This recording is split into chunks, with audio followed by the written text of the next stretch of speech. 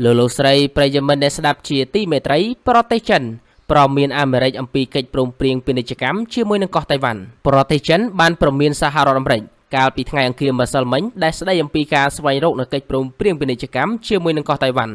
បន្ទាប់ពីរដ្ឋាភិបាលទីក្រុង Washington បាននិយាយថាខ្លួននឹងចាប់ផ្ដើមចរចាជាមួយនឹងដែនកោះមួយនេះជុំវិញបញ្ហាពាណិជ្ជកម្មនេះបើយោងទៅតាមសេចក្តីរាយការណ៍ដែលចេញផ្សាយដោយទីភ្នាក់ងារសារព័ត៌មាន AFP រដ្ឋាភិបាលទីក្រុងប៉េកាំងចាត់ទុកកោះតៃវ៉ាន់ដែលកំពុងតែគ្រប់គ្រងតាមបែបប្រជាធិបតេយ្យថាជាទឹកដីរបស់ខ្លួននឹងមានការខឹងសម្បាររាល់ការប៉ុនប៉ងផ្នែកការទូតណាមួយនៅក្នុងការទទួលស្គាល់កោះមួយនេះថាជាប្រទេសឯករាជ្យបណ្ដាញសង្គមនៅក្នុងប្រទេសចិនបានផ្សព្វផ្សាយប្រងព្រាតជាមួយនឹងការខឹងសម្បារកាលពីចុងសប្តាហ៍កន្លងទៅជុំវិញដំណើរទស្សនកិច្ចរបស់ក្រុមសមាជិកព្រឹទ្ធសភារបស់សហរដ្ឋអាមេរិកមួយក្រុមទៅកាន់ទីក្រុងតៃប៉េនិងបានប្រកាសថារដ្ឋាភិបាលសហរដ្ឋអាមេរិកនឹងផ្ដល់វ៉ាក់សាំង COVID-19 ចំនួន 75,000 ដូសទៅឲ្យកោះតៃវ៉ាន់ទន្ទឹមនឹងនេះដែររដ្ឋមន្ត្រីការបរទេសអាមេរិកលោក Antony Blinken បានបន្ថែមសាំងទៅលើភ្លើងដែលកំពុងតែឆេះនិងធ្វើឲ្យចិនខឹងកាន់តែខ្លាំងថែមទៀតដោយសារតែលោកបានថ្លែងប្រាប់នៅក្នុងសវនកម្មសភាអាមេរិកថាការពិភាក្សាជាមួយនឹងកោះតៃវ៉ាន់ទៅលើកិច្ចព្រមព្រៀងពាណិជ្ជកម្មមួយនឹងត្រូវចាប់ផ្ដើមនៅក្នុងពេលខាងមុខនេះលោក Blinken បានថ្លែងទៀតថាខ្ញុំដឹងថាយើងកំពុងធ្វើការសន្ទនាជាមួយនឹងកោះតៃវ៉ាន់ឬនឹងត្រូវធ្វើនៅក្នុងពេលឆាប់ៗនេះទៅលើលក្ខខណ្ឌមួយចំនួននៅក្នុងកិច្ចព្រមព្រៀងនេះកាលពីថ្ងៃអង្គារម្សិលមិញអ្នកនាំពាក្យក្រសួងការបរទេសចិនលោកសាវលីជៀនបានទាមទារឲ្យរដ្ឋាភិបាលទីក្រុង Washington បញ្ឈប់រាល់កម្មវិធីផ្លូវការនានាជាមួយនឹងកោះតៃវ៉ាន់ត្រូវតែប្រយ័ត្នប្រយែងនៅក្នុងការដោះស្រាយបញ្ហានេះនិងត្រូវតែបញ្ឈប់នៅរាល់ការបញ្ជូនសញ្ញាខុសណាមួយទៅឲ្យកងកម្លាំងដែលចង់បានឯករាជ្យទៅលើទឹកដីកោះតៃវ៉ាន់បានចោទរដ្ឋាភិបាលទីក្រុងប៉េកាំងថាបានរារាំងនិងខ្ទប់នៅកិច្ចប្រឹងប្រែងរបស់ខ្លួននៅក្នុងការស្វែងរកវ៉ាក់សាំងបង្ការជំងឺ COVID-19 ដោយនិយាយថានេះជាយុទ្ធនាការរបស់ចិនដីគោកនៅក្នុងការដាក់កោះតៃវ៉ាន់ឲ្យស្ថិតនៅក្នុងឯកោបើទោះបីជារដ្ឋាភិបាលសហរដ្ឋអាមេរិកបានកាត់ផ្តាច់ទំនាក់ទំនងការទូតជាផ្លូវការជាមួយនឹងកោះតៃវ៉ាន់នៅក្នុងឆ្នាំ 1979 ដើម្បីទទួលស្គាល់រដ្ឋាភិបាលទីក្រុងប៉េកាំងជាតំណាងស្របច្បាប់ផ្លូវការតែមួយគត់របស់ចិននោះក្តីក៏សហរដ្ឋអាមេរិកនៅតែស្ថិតនៅក្នុងសម្ព័ន្ធមិត្តដ៏មានឥទ្ធិពលបំផុតរបស់កោះតៃវ៉ាន់និងជាអ្នកផ្គត់ផ្គង់អាវុធយុទ្ធភ័ណ្ឌដ៏សំខាន់ទៅដល់កោះមួយនេះផងដែររដ្ឋមន្ត្រីការបរទេសអាមេរិកលោក Antony Blinken បានបញ្ជាក់កាលពីថ្ងៃច័ន្ទថាយើងមានការតាំងចិត្តទៅលើហេតុផលដែលថាកោះតៃវ៉ាន់ត្រូវតែមានមធ្យោបាយនៅក្នុងការការពារខ្លួនហើយការនេះគឺស្របទៅតាមច្បាប់ដែលស្ដីអំពីទំនាក់ទំនងជាមួយនឹងកោះតៃវ៉ាន់និងសហរដ្ឋអាមេរិកលោកស្រីប្រិយមិត្តអ្នកស្ដាប់ជាទីមេត្រីរវាងប្រព័ន្ធការពារដែនអាកាសដ្ឋានរបស់សហរដ្ឋអាមេរិកនិង S-400 របស់រុស្ស៊ីតើមួយណាខ្លាំងជាងទី1 THAAD គឺជាប្រព័ន្ធកាំជ្រួចការពារតំបន់ខ្ពស់រយៈចម្ងាយខ្លីTHAAD គឺជាប្រព័ន្ធអាវុធការពារដែលអាចដឹកជញ្ជូនបានយ៉ាងងាយស្រួលដើម្បីការពារប្រឆាំងទៅនឹងការគំរាមកំហែងដែនអាកាសដូចជាកាំជ្រួចប៉ាឡេស្ទិកយុទ្ធសាស្ត្រចាប់ចម្ងាយ200គីឡូម៉ែត្រនិងរយៈកម្ពស់ខ្ពស់រហូតដល់150គីឡូម៉ែត្រ THAAD មានតម្លៃប្រមាណ $3,000 លាននេះបើយោងទៅតាមអ្នកដែលបានវាយតម្លៃស៊ើបការសម្ងាត់របស់សហរដ្ឋអាមេរិកប្រព័ន្ធ THAAD គឺជាខែលការពារទីតាំងយុទ្ធសាស្ត្រទីតាំងទាំងនោះគឺនឹងត្រូវបានការពារផងដែរជាមួយនឹងប្រព័ន្ធខែលការពារទាបនិងមធ្យមជាមួយនឹង Patriot PAC-3 ដែលស្ទាក់ចាប់មីស៊ីលចូលដែលមានអានុភាពនៅរយៈពេលកម្ពស់ទាបពី20ទៅ100ដងប្រព័ន្ធ THAAD បានរក្សានៅអត្រាជោគជ័យ 100% ទៅលើការធ្វើតេស្តស្ទាក់ចាប់16លើកចុងក្រោយរបស់ខ្លួនចាប់តាំងពីការចាប់ផ្ដើមផលិតមកប្រព័ន្ធនេះបានប្រើឧបករណ៍បាញ់មីស៊ីលចម្ងាយដែលបង្កើនដោយរដ្ឋាភិបាលនៅក្នុងការប៉ុនប៉ងទៅលើការការពារដែនអាកាសរបស់ខ្លួននៅក្នុងខែសីហាឆ្នាំ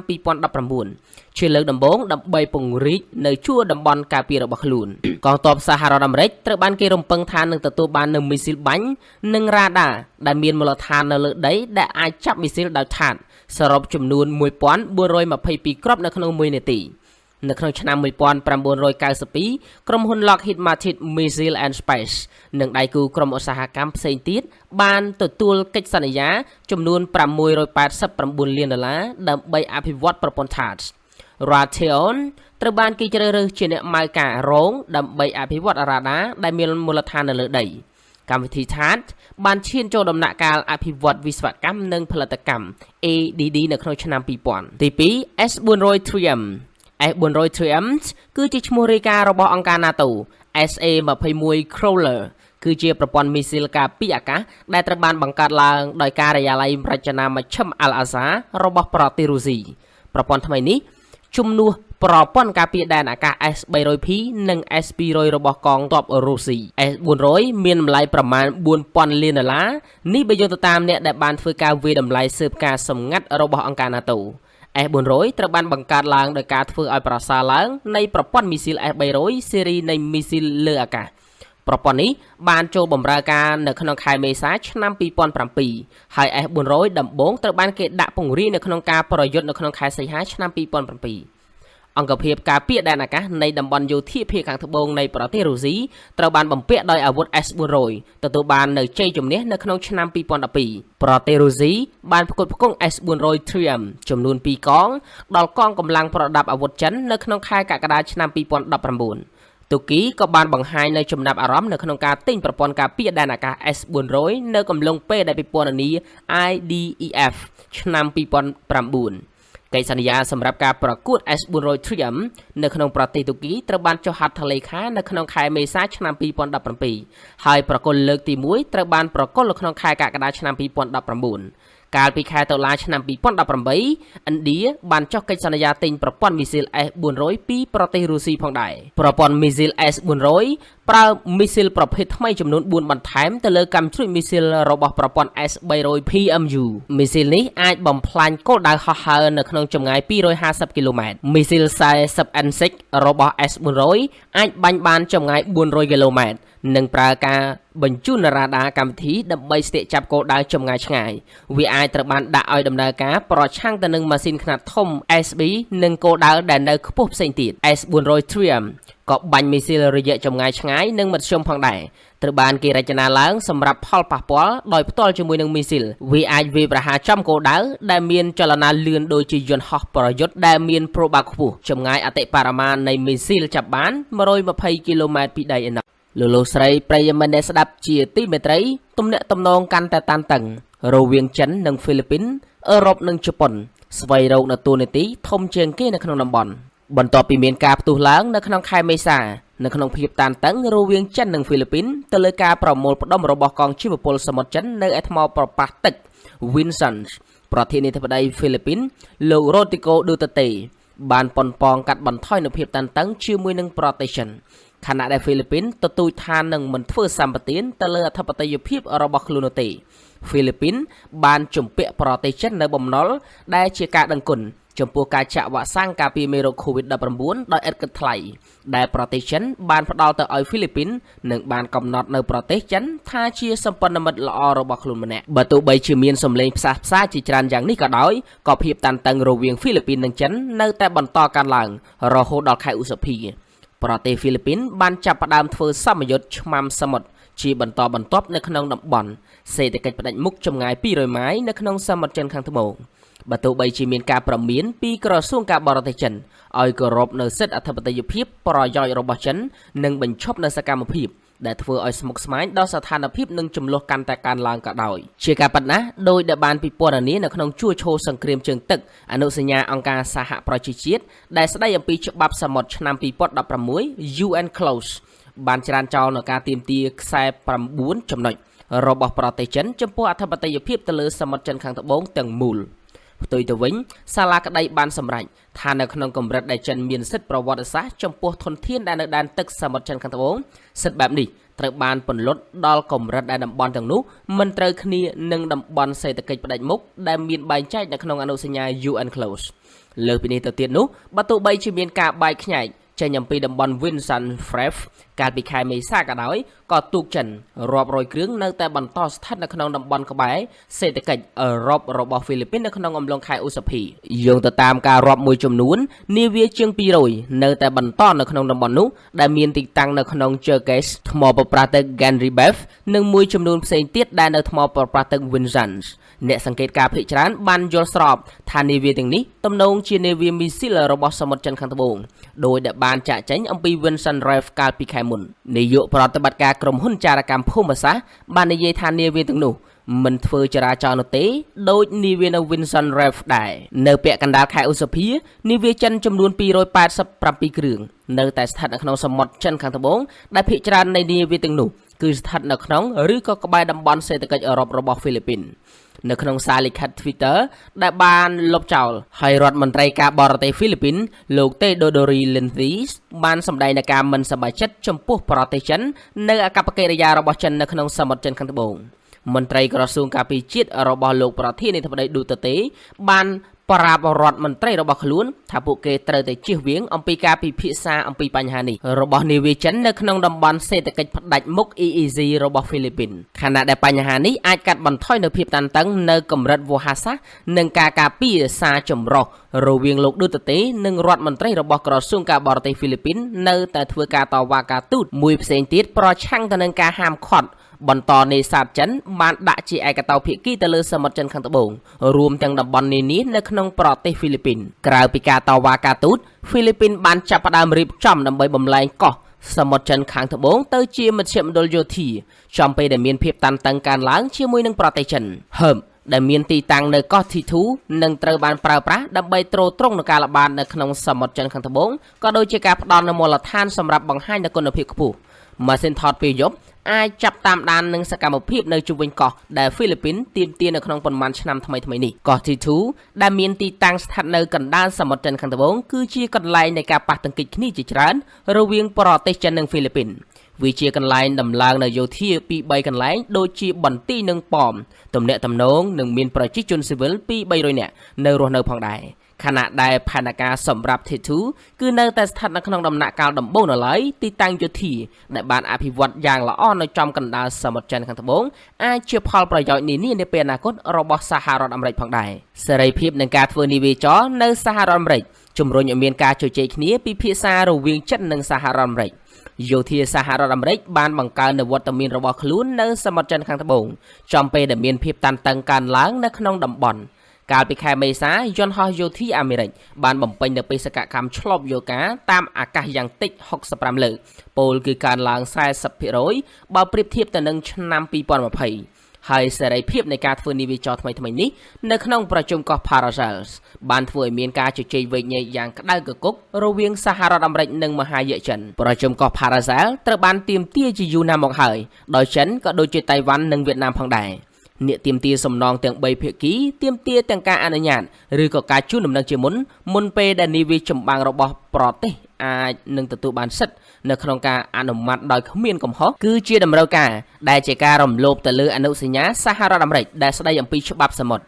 កាលពីថ្ងៃទី20ឧសភានាវាពិឃាត Missile US Curtis Vipers ចំនួន54បានអះអាងសិទ្ធិនិងសេរីភាពនាវាចរនៅក្នុងតំបន់ប្រជុំកោះ Paracels វាជាកងនាវាចរទី3របស់កងនាវាចរនៅក្នុងសមុទ្រចិនខាងត្បូងនៅក្នុងឆ្នាំនេះនៅក្នុងសេចក្តីថ្លែងការណ៍មួយដែលមានរយៈពេលមិនធម្មតាមួយកងនាវាចរបានអះអាងថានាវាចម្បាំងបានលើកស្ទួយនឹងការប្រើប្រាស់សមុទ្រត្រឹមត្រូវដែលត្រូវបានទទួលស្គាល់ដោយច្បាប់អន្តរជាតិដោយការប្រឆាំងទៅនឹងការរឹតបន្តឹងខុសច្បាប់ទៅលើការឆ្លងកាត់ដោយគ្មានទោសពៃដោយចិនតៃវ៉ាន់និងវៀតណាមហើយបានជំទាស់នឹងការទាមទាររបស់ចិនចំពោះមូលដ្ឋានព័ទ្ធជុំវិញកោះ Paracels សហរដ្ឋអាមេរិកបានអះអាងម្ដងហើយម្ដងទៀតថាមាត្រា7នៃច្បាប់សមុទ្រនិងអនុសញ្ញារារាំងរដ្ឋនានាដូចជាប្រទេសចិនពីការគូសមូលដ្ឋាននៅជុំវិញក្រុមកោះដែលបានបែកខ្ញែជាជំហរមួយដែលត្រូវបានបែងចែកនៅក្នុងសេចក្តីសម្រេចរបស់អាជ្ញាកណ្ដាលសមុទ្រចិនខាងត្បូងបញ្ជាការខាងត្បូងរបស់កងទ័ពរំដោះប្រជាជនបានចេញនៅសេចក្តីថ្លែងការណ៍មួយ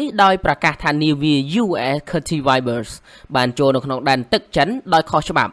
ដែលជាការឆ្លើយតបទៅនឹងការលុកលុយដ៏កក្លឿននេះកងកម្លាំងចិនបានកេណ្ឌប្រមូលនាវាចម្បាំងហើយដេញបុកនាវាអាមេរិករហូតចេញពីដែនសមុទ្រចិន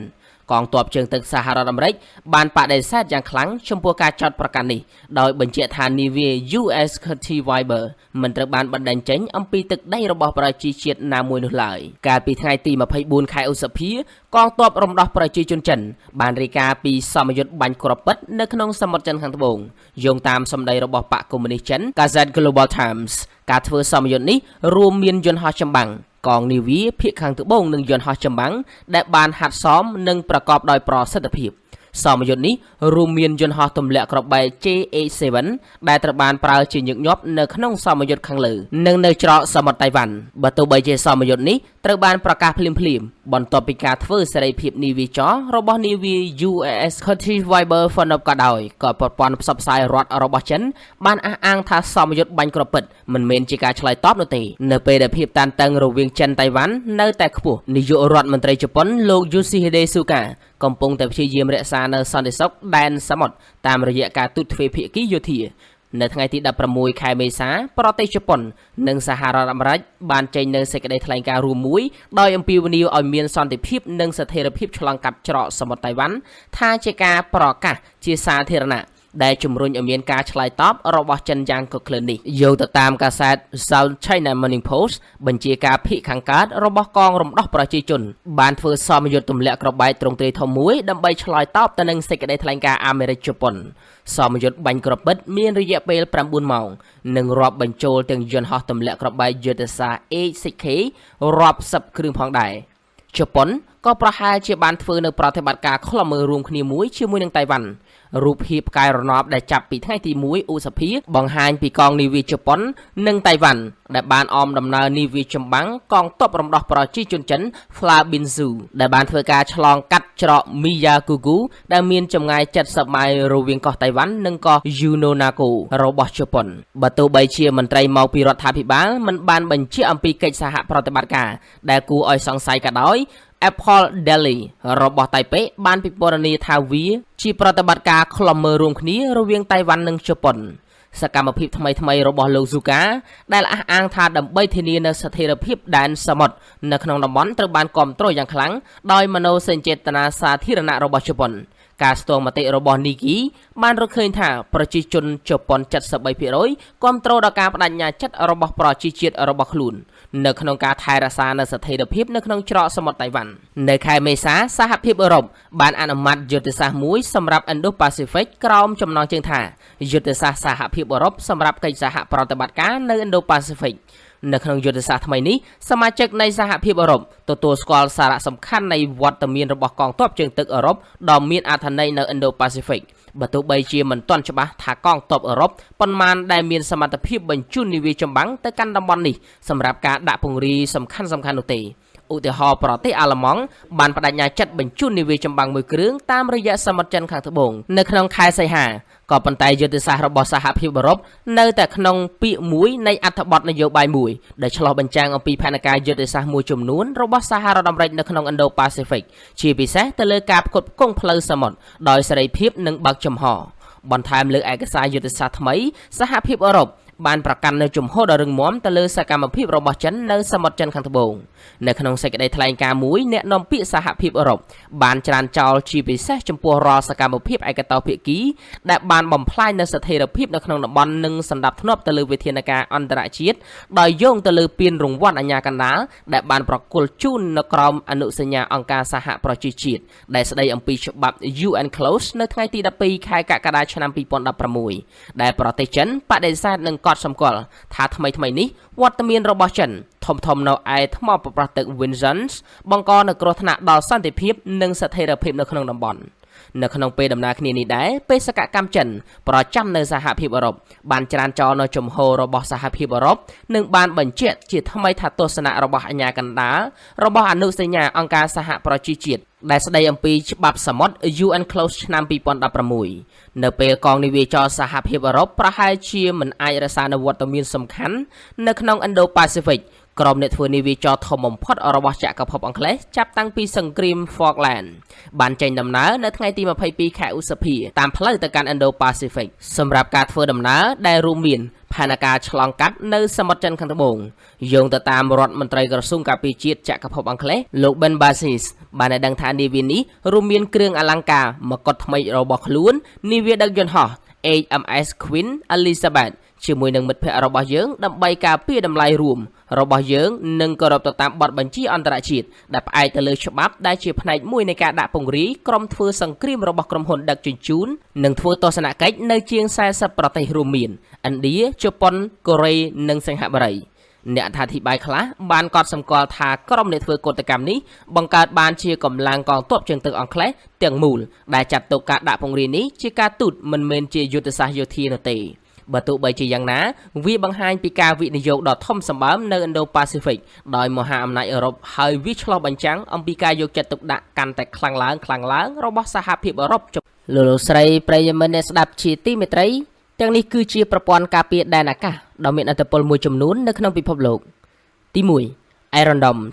កម្លាំងការពារអ៊ីស្រាអែលនិងសកម្មប្រយុទ្ធ Hamas Palestine នៅក្នុងតំបន់ Gaza Strip បន្តផ្លាស់ប្ដូរនិងកម្មជ្រួចការវាយប្រហារតាមអាកាសនៅក្នុងចំណោមអ្វីទាំងអស់នោះដែលបានទាក់ទាញការចាប់អារម្មណ៍របស់ពិភពលោកគឺប្រព័ន្ធដែកដង្ហែរបស់អ៊ីស្រាអែលនេះគឺជាការមើលឃើញប្រព័ន្ធការពារមីស៊ីលអាកាសដ៏មានឥទ្ធិពលបំផុតមួយនៅក្នុងពិភពលោកទី2 S-400 Triumph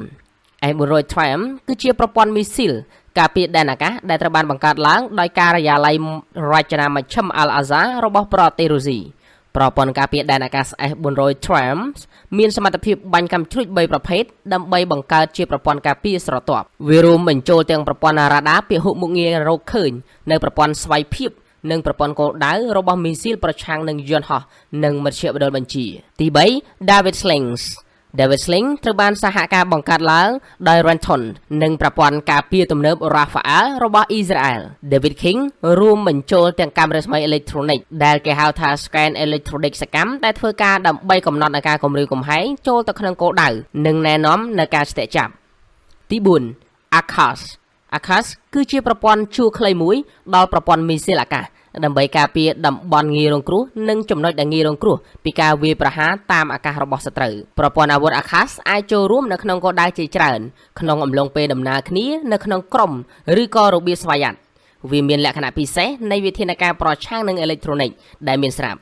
ប្រព័ន្ធអាវុធទាំងមូលត្រូវបានគេដំឡើងនៅលើវេទិកាឆលាតផងដែរទី5 S-300VM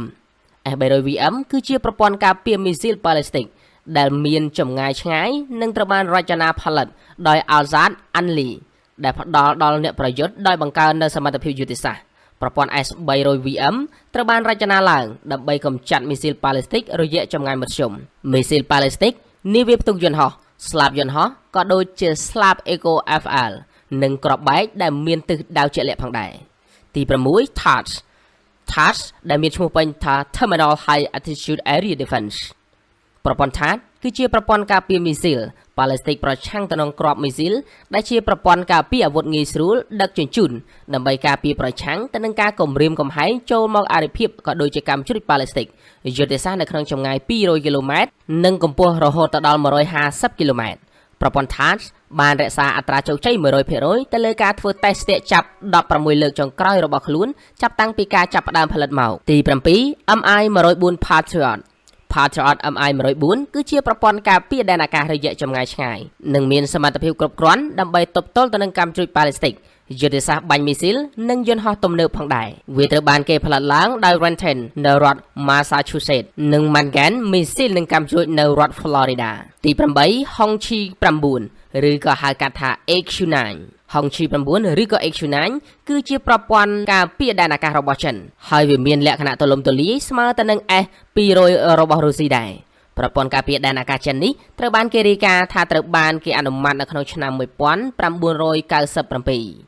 ទី9 Aster 30 SAMTs Aster 30គឺជាអាវុធការពារប្រឆាំងនឹងយន្តហោះចល័តដ៏សំខាន់នៅក្នុងទសវត្សរ៍ទី21សម្រាប់ការធ្វើការពារ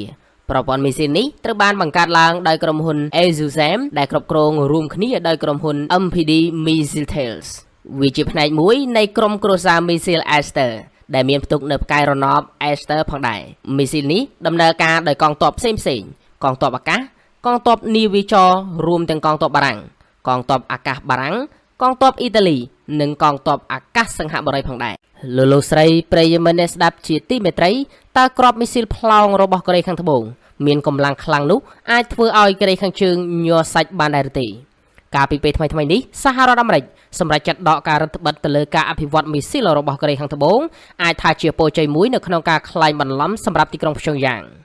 បន្ទាប់ពីមានកិច្ចប្រជុំរវាងប្រធានាធិបតី Joe Biden និងសហភាគីកូរ៉េខាងត្បូងគឺលោក Moon Jae-in កាលពីថ្ងៃអាទិត្យម្សិលមិញនេះវាត្រូវបានគេប្រកាសថាសហរដ្ឋអាមេរិកអាចយល់ព្រមដកការរដ្ឋបិទបន្ទឹង ដែលដាក់ទៅលើការអភិវឌ្ឍមីស៊ីលផ្លោងរបស់កូរ៉េខាងត្បូង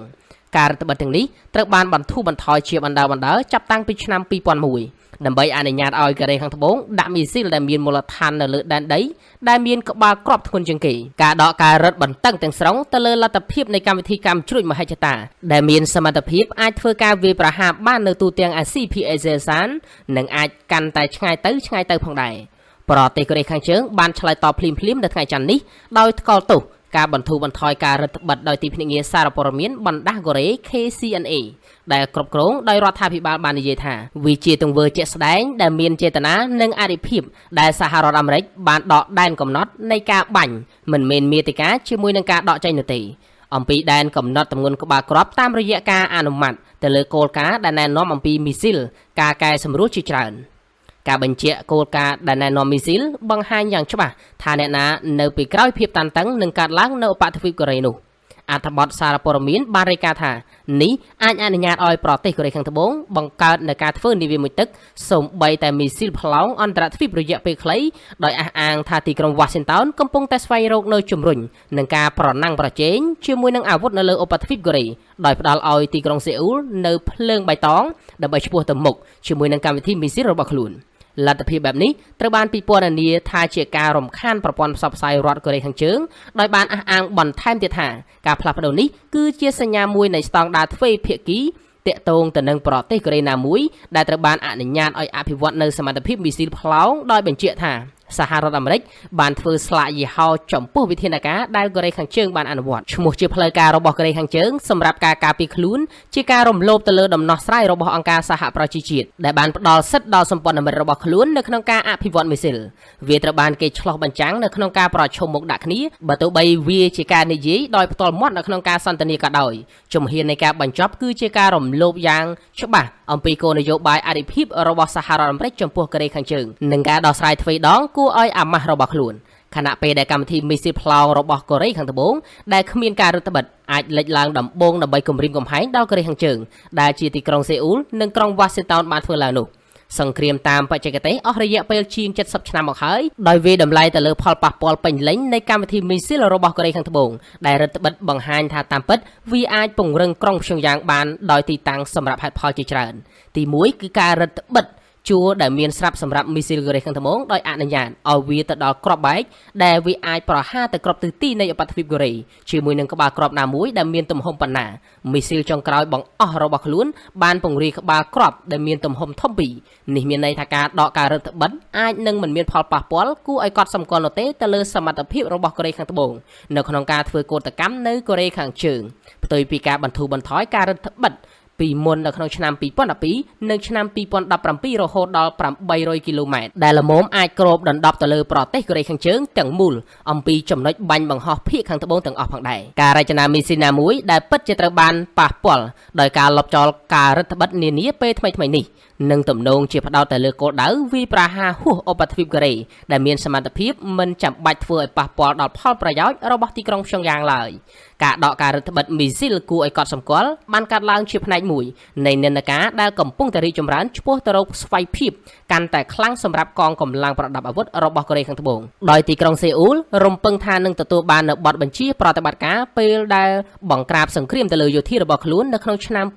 2022នៅពេលនៃការរៀបចំអស់រយៈពេលជាច្រើនទសវត្សរ៍ដែលបានដាក់ទ្រព្យសម្បត្តិរបស់ខ្លួនក្រោមបញ្ជាការសម័យសង្គ្រាមអាមេរិកមកដល់ទីបញ្ចប់និន្នាការនេះអាចនឹងនាំឲ្យមានការកាត់បន្ថយទៅលើការពឹងផ្អែកទៅលើ Washington សម្រាប់ការការពារហើយជាលទ្ធផលផ្ដល់ឲ្យទីក្រុងសេអ៊ូលនៅបន្ទុកកាន់តែច្រើនឡើងដើម្បីអនុវត្តនូវគោលនយោបាយដោយឯករាជ្យនេះជាផលប៉ះពាល់ជាពិសេសសម្រាប់ការទំនាក់ទំនងរបស់ខ្លួនជាមួយនឹងចិននិងកូរ៉េខាងជើងប្រទេសចិនគឺជាដៃគូពាណិជ្ជកម្មដ៏ធំបំផុតរបស់ប្រទេសកូរ៉េខាងត្បូងដោយមានកម្រិតគួរឲ្យកត់សម្គាល់ក៏ប៉ុន្តែទីក្រុងសេអ៊ូលបានរងនៅសម្ពាធកាន់តែខ្លាំងឡើងនៅក្នុងការប្រកាន់យកជំហរទទឹងប្រឆាំងទៅនឹងទីក្រុងប៉េកាំងការដាក់ពង្រាយប្រព័ន្ធការពារដែនអាកាសរបស់សហរដ្ឋអាមេរិក THAAD ទៅកាន់ប្រទេសកូរ៉េខាងត្បូងបានចាប់ពីឆ្នាំ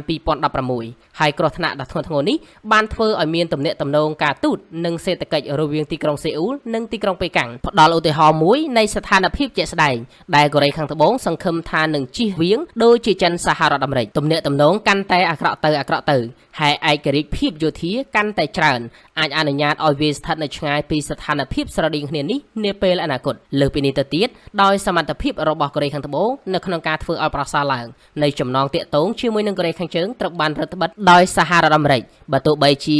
រដ្ឋបាលរបស់លោកមុនជេអ៊ិនមានអាណត្តិពេញនិយមសម្រាប់ការធ្វើសមាហរណកម្មកូរ៉េក៏ដោយក៏ឯករាជ្យភាពអំពីទីក្រុង Washington នៅក្នុងវិស័យការពារជាតិអាចនឹងជួយសម្រួលដល់ឯករាជ្យភាពបន្ថែមទៀតនៅក្នុងវិស័យធ្វើគោលនយោបាយនេះដូចគ្នានេះដែរប្រទេសកូរ៉េត្រូវបានពិចារណារួចហើយដោយការវាយតម្លៃមួយចំនួនថាជាប្រទេសមួយនៅក្នុងចំណោមមហាអំណាចយោធាដែលមានសមត្ថភាពបំផុត5ទៅ6នាក់ហើយមានបញ្ជាពីកងកម្លាំងប្រដាប់អាវុធរបស់ខ្លួនវិស័យការពារខ្លួនដែលពឹងពាក់កាន់តែខ្លាំងឡើងនិងមីស៊ីលផ្លោងចម្ងាយឆ្ងាយបានរារាំងនិងជជែកវែងថាវាត្រូវបានពឹងផ្អែកទៅលើការការពាររបស់សហរដ្ឋអាមេរិកនិងចុះខ្សោយដូច្នេះវានឹងអាចបន្ធូរបន្ថយនូវឥទ្ធិពលរបស់ Washington ទៅលើគោលនយោបាយលើពីផលប៉ះពាល់សក្តានុពលការដាក់កម្រិតមីស៊ីលផ្លោងអាចមានទៅលើទីតាំងយុទ្ធសាស្ត្ររបស់ទីក្រុងសេអ៊ូលក៏អាចឆ្ពោះទៅរកផ្លូវវែងឆ្ងាយមួយឆ្ពោះទៅរកភាពស្របច្បាប់នៃកម្មវិធីមីស៊ីលផ្លោងដោយផ្ទាល់របស់កូរ៉េខាងជើងផងដែរការខិតខំនិងដឹកនាំដោយលោកខាងលិច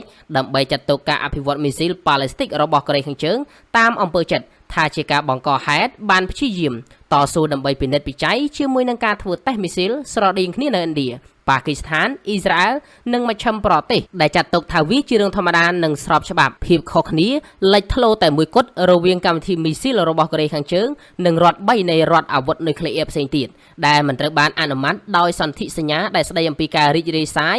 អាវុធនុយក្លេអ៊ែរនោះទេគឺថាកម្មវិធីរបស់ទីក្រុងព្យុងយ៉ាងមានគោលបំណងរដ្ឋបិទសេរីភាពយោធានៃសកម្មភាពរបស់រដ្ឋខាងលិចតាមរយៈការរាំងស្ទះផ្ទុយទៅវិញប្រទេសផ្សេងទៀតគឺមានគោលបំណងរារាំងរដ្ឋជិតខាងដែលមិនមែនជាប្រទេសលោកខាងលិចនៅអាស៊ីខាងត្បូងនិងមជ្ឈិមបូព៌ាហើយដូច្នេះត្រូវបានគេចាត់ទុកថាអាចទទួលយកបាននៅក្នុងសន្ទរកថាដែលត្រួតត្រាដោយលោកខាងលិចលើបញ្ហានេះឃ្លាំងអាវុធមីស៊ីលដ៏មានឥទ្ធិពលរបស់កូរ៉េខាងត្បូងនឹងសង្កត់ធ្ងន់ទៅលើស្តង់ដារទ្វេដងទាំងនេះដោយមានឧទាហរណ៍កាន់តែជិតទៅនឹងទីក្រុងព្យុងយ៉ាងហើយការគូសបញ្ជាក់ប្រកបដោយប្រសិទ្ធភាពដែលអះអាងថាការទប់ស្កាត់មីស៊ីលរបស់កូរ៉េខាងជើងគឺជាការបង្កហេតុនិងមិនអាចទទួលយកបានគឺតាមទំនឹងចិត្តព្រោះថាកូរ៉េខាងត្បូងនឹងធ្វើដូចគ្នាកម្មវិធីមីស៊ីលដែលមានកម្មជ្រួចវែងរបស់កូរ៉េខាងត្បូងអាចធ្វើឲ្យកូរ៉េខាងជើងមើលទៅស្របច្បាប់ហើយមិនធ្វើឲ្យផលប៉ះពាល់ដល់សន្តិសុខកូរ៉េខាងជើងឡើយខណៈពេលដែលទីក្រុងព្យុងយ៉ាងនឹងតវ៉ាអំពីលទ្ធភាពនៃការរារាំងអំពីមីស៊ីលប៉ាឡេស្ទិករបស់កូរ៉េខាងត្បូងដែលបានពង្រីកហើយនឹងស្វែងរកការប្រើប្រាស់ភ្លើងខៀវរបស់ទីក្រុង Washington នៅក្នុងការពង្រីកឃ្លាំងអាវុធនិងសមត្ថភាពរបស់ទីក្រុងសេអ៊ូលដើម្បីគូសបញ្ជាក់អំពីស្តង់ដារទ្វេដងដែលឃ្លាំងអាវុធរបស់ខ្លួនត្រូវបានថ្កោលទោសនៅក្នុងរយៈពេលមធ្យមខាងជើងជំហររបស់កូរ៉េទំនងជានឹងត្រូវបានពង្រឹង